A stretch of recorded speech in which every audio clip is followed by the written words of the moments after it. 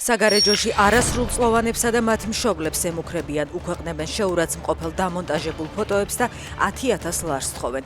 ავტორი უცნობი მომხმარებელია ყალბი ანგარიშებით ინსტაგრამსა და ტიკტოკზე.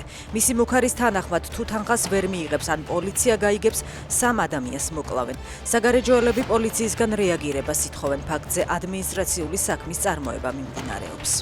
ვანო ზარდიაშვილი სახელმწიფო ელექტროსისტემის დირექტორობიდან მოხსნეს ინფორმაციას არაერთი წყარო ავრცელებს.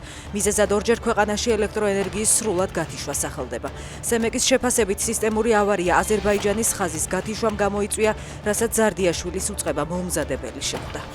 კახეთის სასტუმროს ინციდენტში მონაწილე რუსმა ქალმა საქართველო დატოვა. ინფორმაცია კრემლის პროპაგანდისტულმა მედიამ გაავრცელა. გამოძიების ეტაპზე გარკვეული დროის განმავლობაში საქართველოში იმყოფებოდა. გამოძიებას მისთვის ქვეყნის დატოვება არც აუკრძალავს. აცხადებს რუსი ქალის ადვოკატი ლალი აფციაური. სასტუმრო აგარანიის თეითის ინციდენტიდან 2 კვირა გავიდა.